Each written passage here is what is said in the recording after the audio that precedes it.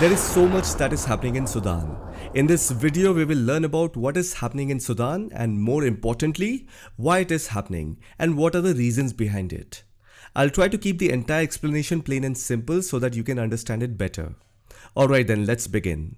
First, let me show you the country. Here is Sudan, right below Egypt. Sudan also has a coastline with the Red Sea. Now there is also another country called South Sudan. Initially it was all part of one country, that is Sudan. But then on July 9th, 2011, there was a referendum and South Sudan gained its independence from Sudan. Actually, since the 1980s, both the north and south of Sudan, they were constantly fighting each other in the form of a civil war. And if you want to know what the reasons behind this conflict are, it is mainly because of differences in religious practices, ethnicity, economics and politics. The northern part of Sudan is primarily dominated by Arab Muslims, so they supported the government of Sudan. And then if you look at the southern part of Sudan, here there is a group called Sudan People's Liberation Movement or Army, SPLM/A. And this group was mainly composed of black African Christians and others who followed traditional African religion. Now I want you to listen to this carefully. Due to the differences between the government of Sudan, which was dominated by the Arab Muslims from the north, and the Sudan People's Liberation Movement/Army, which was composed mainly of black African Christians and other black Africans who followed traditional African religion, they are basically called animists from the south of the country. There was a devastating civil war in Sudan that lasted for about 30 years. As a result of the conflict, an estimated 2 million people lost their lives and millions were displaced and they were forced to leave their homes and seek refuge elsewhere. Then in Jan 2005, a comprehensive peace agreement was signed between the Sudan government and the SPLM/A. This agreement also had provisions for power sharing, wealth sharing, security and governance. This way, on July 9, 2011, South Sudan gained its independence and became Africa's 55th country. And can you guess who were the mediators? In other words, who came up with this comprehensive peace agreement? You can take a blind guess. It was the United Nations, the United States, and all the countries that exist on the African continent. But the main international organization was United Nations, and the main country was the United States of America. And everyone knows that the United States is one of the founding members of the United Nations, and the US has played a significant role in the United Nations development. Now, officially nowhere you will find that US controls the UN. However, if you critically examine things and study enough to gain a deep understanding of the power dynamics within the UN, you will realize that US controls UN to a great extent. So let me rephrase this sentence. The country that chose to be mediator and who came up with this comprehensive peace agreement between North and South Sudan is none other than the United States of America, basically the US government. Now that you have understood how South Sudan gained independence, let's come back to the present time. I have given you a brief history, keep that in mind, because a lot of it is still relevant and wherever required, you should be able to make connections between past and present. Now let's come to the main question of this video. What is currently happening in Sudan? So this time the problem is not between Sudan and South Sudan. This time violence has erupted in the capital city of Khartoum and a few other nearby places. Now, who are the two parties that are fighting? On your left hand side, this is General Abdel Fattah al-Burhan. Then on the right hand side, he is Deputy General Mohammed Hamdan Dagalo. He is also the leader of RSF, that is Rapid Support Forces, which is a paramilitary force in Sudan. So let me repeat again, on the left hand side, he is General Abdel Fattah al-Burhan, who is the general of the Sudanese army. And he is also the de facto ruler of Sudan, or you can call him the president.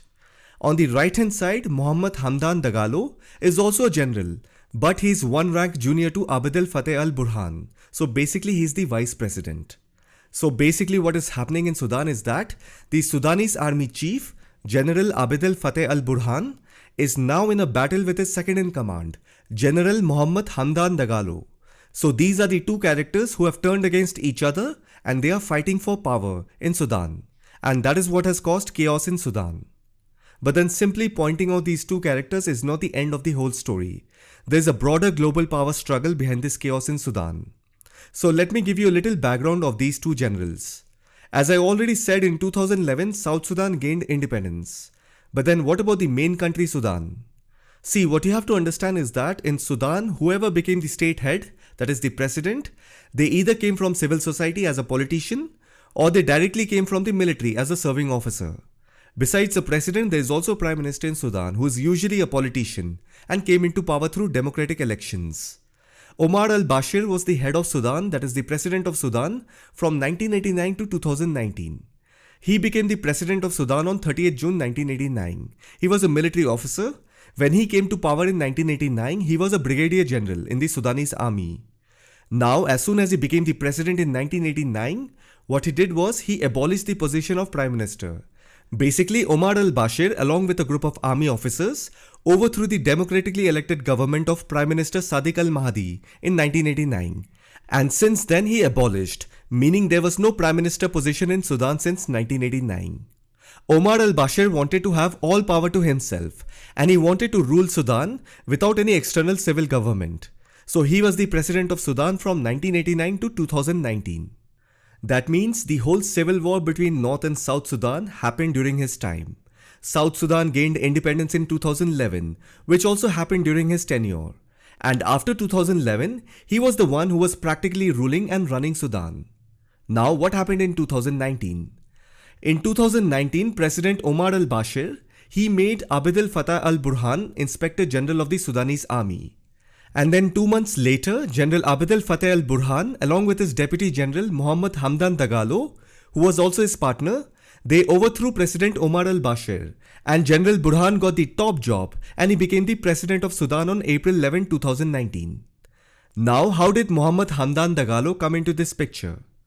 General Abdel Fattah al-Burhan in 2015 was commanding Sudanese troops in Yemen as part of Saudi-led coalition force who were fighting against the Iran-backed Houthi rebels in Yemen. It was during that time both of them worked closely.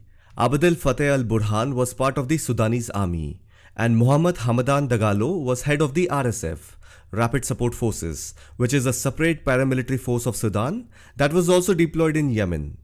It is also said that President Omar al-Bashir, who himself was an army officer, he very well knew that the way he became the president in 1989 by overthrowing a civilian government, one day even he will be thrown out in a similar way. So he never fully trusted General Burhan. Omar al-Bashir started relying on Dagalo and the RSF as a counterweight to the regular armed forces. He hoped that it would be too difficult for a single armed group to depose him.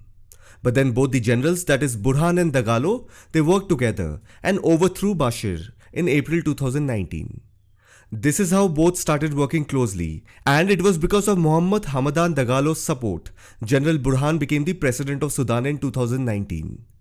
In the same year, that is in 2019, after becoming the president, General Burhan solidified Sudan's ties with global powers and regional players, including the United States and Israel. Now think about it. If Sudan had to form relationships with countries like the United States and Israel, these are all democratic countries, right? So they have to look democratic, right? They cannot go and speak to the United States and say, hey, look, we are from the Sudanese military and we organized a coup and overthrew our government. So what they did was, in August 2019, they formed a body called the Transitional Sovereignty Council, TSC, which is going to be the federal government that is going to run Sudan.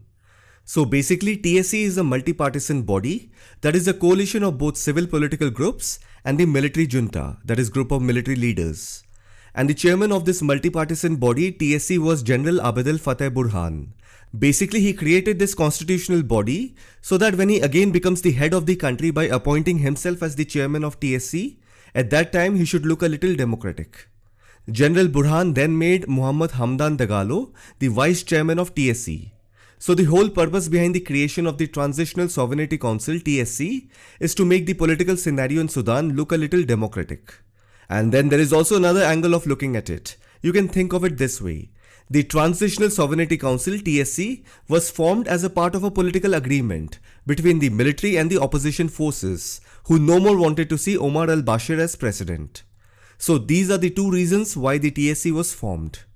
And immediately after its creation, General Burhan, the chairman of TSC, met United States Secretary Mike Pompeo in Khartoum. Then in December 2019, General Burhan was invited to the United States by President Trump. The United States has invited the head of Sudan's Sovereign Council, General Abdel Fattah al-Burhan, to Washington as the two countries forge stronger bilateral ties following decades of hostility.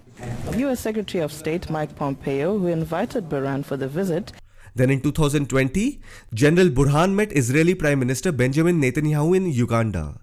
He even maintained a close relationship with Egypt and used to make several trips to rich Gulf countries. Because if you see, Sudan is heavily dependent on exports coming from the Gulf countries like Saudi and UAE.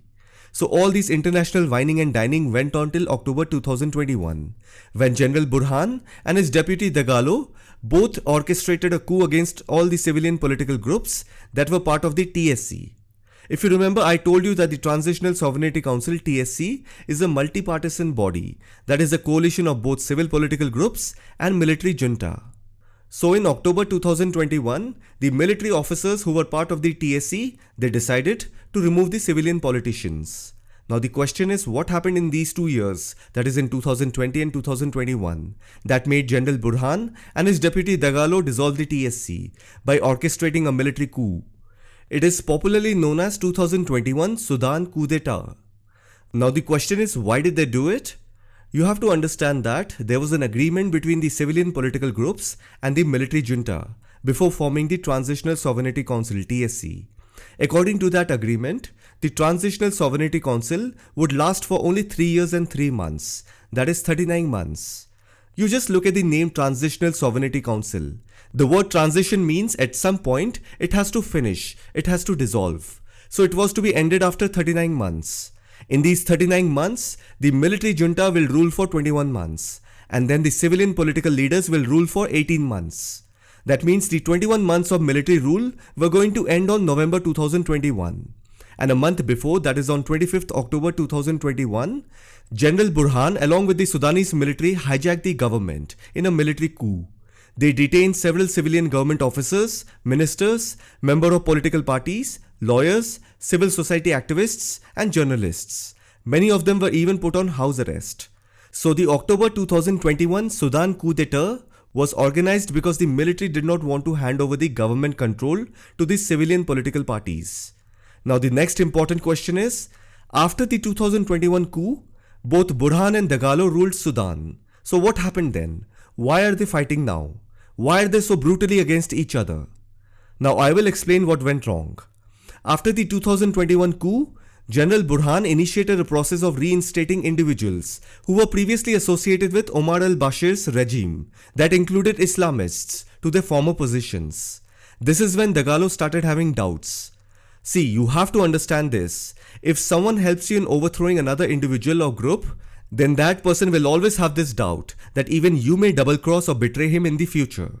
And as I said, Omar al-Bashir and his people used to somewhat trust Dagalo and the RSF as a counterweight to the regular armed forces.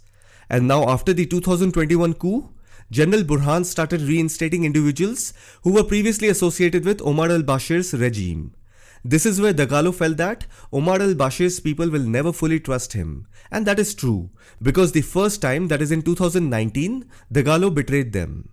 Another thing that you need to understand is that if you look at the Sudanese politics, it has always been dominated by an elite group of people who largely came from ethnic groups that are based around the region of Khartoum and the river Nile. If you look at Dagalo, he comes from Darfur in the west, which is a rural area. The Sudanese political elite often talked about him and his soldiers, that is RSF, in derogatory terms. They used to call them country bumpkins, unfit to rule the state. After that, over the last 2 years, that is since the 2021 coup, Dagalo has been trying to position himself as a national figure. Basically, he started acting like a real politician. He started calling himself as a representative of the marginalized section of society. He even started forming alliances with rebel groups in the Darfur region and South Kordofan. Because he knew these regions thoroughly, in 2003 he conducted many counter-insurgency operations against Darfuri rebels, so he had a good grip on this region. Even General Burhan was aware of all these things, and I'm sure there are many in his close circles who were giving inputs on Dagalo. And the same was happening with Dagalo. Even Dagalo was getting inputs about Burhan. This is how the fighting began. RSF against the SAF, Dagalo against General Burhan. The two generals are now battling for supremacy and tearing Sudan apart. Over the last few years, Dagalo has built a vast business empire, including interest in gold mines and many other sectors including investment, mining, transport, car rental, iron and steel. So even he has resources as well as power. The situation has become tensed as both the civilian political leaders and General Burhan, who represents the Sudan Armed Forces, are considering a proposal to place the paramilitary Rapid Support Force, that is RSF, under the control of the Sudanese army. RSF has around 100,000 members. On the other hand, naturally, Dagalo, who is the leader of RSF, is not at all in favor of this. In fact, now we are also getting to hear that General Burhan has ordered to disband and dissolve the RSF and declare it as a rebel group. Naturally, Dagalo is not going to get scared or back off. So this has actually become the main source of recent tension. On 15th April, Saturday morning, it is said that the RSF fired some shots in public. This quickly escalated in different parts of the country. It is not exactly clear where the RSF bases are, but it seems that their fighters have moved into densely populated areas. The Sudanese Air Force has mounted airstrikes in the capital city against RSF members, which is also likely to have led to civilian casualties. Now the important question that must be going on in your head is, what do the two sides want? I'll explain it in simple manner.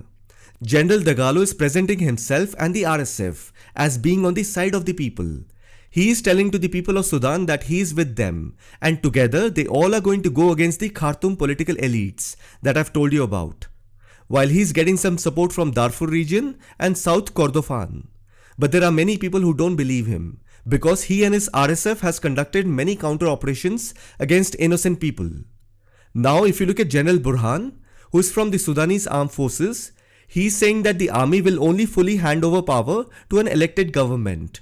And he also expects that the civilian politicians will have to share power with the military.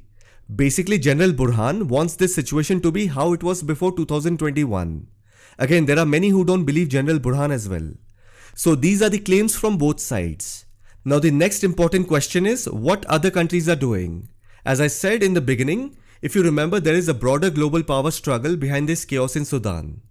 The UK, US and European Union have called for a ceasefire and talks to resolve the crisis. But then if you see, Western nations have very little leverage right now, because Sudan has been largely isolated since the 2021 coup. The United States is right now looking at the full range of options. The only thing that they can do is put sanctions against members of SAF and RSF. But that is not going to help, and I don't think the United States is going to put troops in Sudan. Plus, the US doesn't have the appetite to enter into another conflict. Meanwhile, some of the Western media outlets have suggested that the Russian mercenary group called the Wagner Group is operating in Sudan, and Russia is indirectly supporting General Dagalo. Now, these Western media articles also say that the Russian mercenary group is getting gold in return for helping General Dagalo and the RSF. I don't know how far these articles are true. After the Russia-Ukraine conflict, these Western media articles have permanently taken a stand against Russia. So they will write everything against Russia. But one thing that I want to point out is that Russia wants to establish a naval base in the Red Sea on the Sudanese coastline, so that Russia gets access to the Indian Ocean. And it was General Dagalo who went to Moscow and agreed to his plan. So if you see, Russia does have an interest in Sudan. Now regional heavyweights like Saudi Arabia and UAE, even they have close ties with General Dagalo and the RSF. If you remember, RSF has sent thousands of fighters to support the Saudi war in Yemen. I don't know whether Saudi Arabia wants to get involved in Sudan, because right now it is busy forming new relations with Iran. Anyhow, it is important to note that many African countries possess abundant natural resources, such as oil, gas and minerals. The methods employed by global powers such as Western nations, as well as those in the East like Russia and China, to get involved in these countries are quite different. Western countries often use justifications such as promoting democracy, human rights, women's rights, etc. Whereas Russia and China tend to intervene through infrastructure investment. As I said in the beginning of this video, the United States was involved in creating a comprehensive peace agreement between Sudan and South Sudan, which led to South Sudan's independence. So any kind of mediation from the Western countries in Sudan will come only through United Nations and African Union. The United States will not get directly involved, but Western powers fear Russia could establish a military base on the Red Sea. Now when it comes to neighboring countries like Egypt, Ethiopia and Eritrea, their interest will align with the side that emerges as the winner once the two generals resolve their conflict. So let's see what happens, but this is everything that you have to know about what is happening in Sudan. I hope you found this video informative. Thank you for watching it.